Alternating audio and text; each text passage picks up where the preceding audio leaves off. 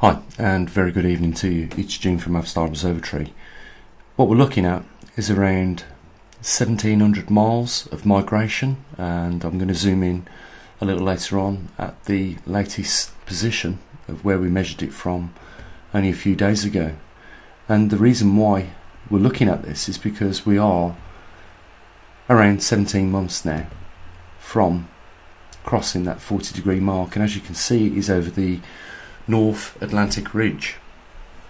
And what we've noticed over the last 5 months is an increase by around about 20% as it's passed over that ridge, or begin to pass over it. We're not sure whether that is the cause for the acceleration, or it's the fact that it is getting closer to that theoretical 40-degree mark.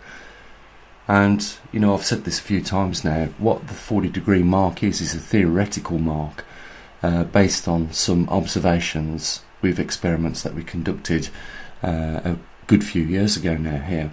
And what it basically means is that after moving around 40 degrees up any pole, whether you could do this at home with your compass and just get your compass set up on the table and get a magnet and just twist it round slowly, what you'd find is when it gets to a total of 40-degree movement, it starts to quiver and then move rapidly through the weak field lines. So we're actually in the strong field lines now. The fact that we're getting closer to that 40-degree mark could be an indication that we are about to leave in the next 17 months the strong field lines and go into the weak field lines. And if it's like the experiments that we conducted here at the observatory, we should see a rapid movement where the pole begins to migrate. And how fast it will do that is anyone's best guess. We know that it don't hang about after 40 degrees. It goes into the weak field lines, starts to migrate, but what we should see then is possibly more than one pole pop up on our planet at various places. We know that where the highest intensities are is likely for where the pole is going to migrate to. And if that is the case, then we're going to probably be looking, if we follow the corridor down of the course of the magnetic North Pole, that is probably going to be somewhere central to Russia and just below the Antarctic peninsula or the Arctic Circle. So the clock is ticking and we are rapidly now approaching the 40-degree mark. What we can expect to happen during that period of time is what we've seen over the last 30 years of the secondary acceleration, where the pole migrated from 1990 to the current day. It migrated nearly 1,200 miles. So, in the last 5 months, we've seen it increase by 20% on top of that acceleration that it started to have from the 1990s. And what we could see is more of what we've seen in the last 30 years with the effects and changes and modifications to the planet's climate. And we know what the increases are of that. We're looking at early forest seasons because of, in some parts of the world we get droughts, and in other parts we get these flash floods, breaking 100-year records in hours.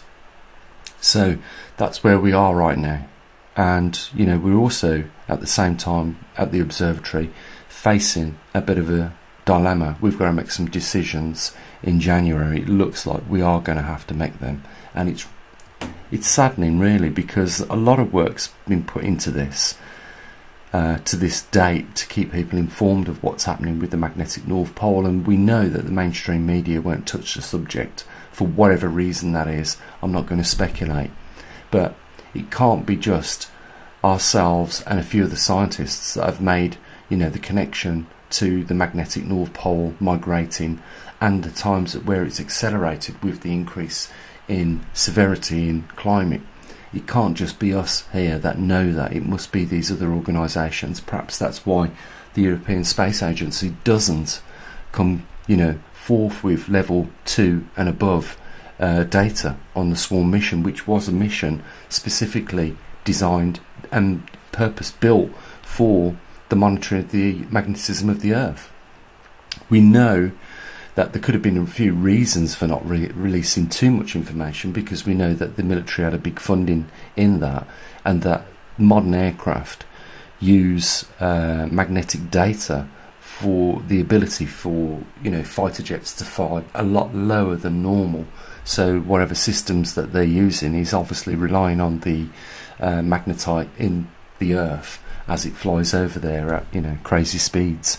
So that could be one of the reasons why they don't release that sort of information. We have had people from Swarm say that they don't even get to analyse the data themselves. It's sent off to another place and it's analysed there. So that's very strange that even the people that look after the satellites aren't able to monitor and do the research with the data that these satellites collect. It's very strange, but I don't work in these satellite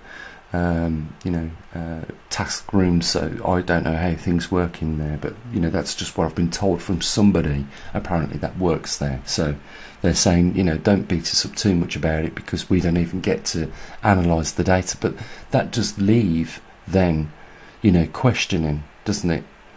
If they won't let the people that are managing the mission go through the data, and it gets sent off elsewhere for it to get managed, and then maybe gets backfed through the system to those people that are managing it, then there is obviously room and cause for suspicion for manipulation of the data.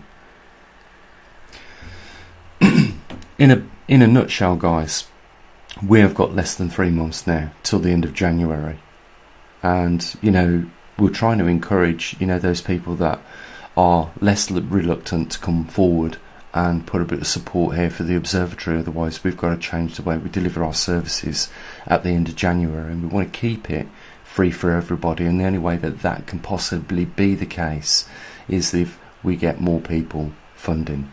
It has been a terrible 19 months going through the pandemic, and I know that a lot of people have struggled with money, and we've done the exact same thing. We've managed to keep it going. I'm prepared to invest a small amount of money, of my own money, as well as the time that I put in, to keep things going if we possibly can. But we have got a deadline at the end of January, and it couldn't come at a worse time for us, because here we are at the where are we, nearly at the end of October, going into November next month, and we are still £10,500 in the red at the observatory. The way I'm seeing things go at the moment, it's looking less likely we can keep the service that we've got and maintained over the years prior to this. There's got to be some big decisions made at some point if we can't get the funding to keep the observatory going in the current manner that it is at the moment. So there is another £3,000 I can put into it, and the time. We've got the equipment. It'll be a real shame if we have to start closing the service off to certain people. It's just we don't want to do that, and we've never ever, or always tried, should I say, to avoid that situation, but there's nothing we can do. So I know it's a bit of a sad note to end the video on, but it is the way it is. Unless we get more people who are prepared to step forward, realise the benefits of what we deliver, and the truth is really what this is all about. It's delivering the truth to people and keeping them informed, because you've only got to switch on mainstream media and you will see the lies that the mainstream media push.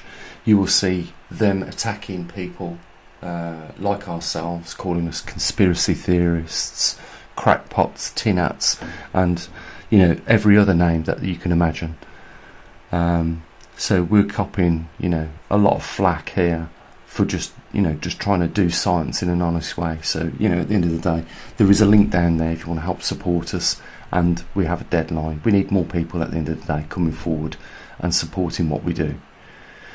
Guys, the only other thing to say at this point of the video is you have a great evening with your loved ones, and I'll say what I usually do. Bye for now.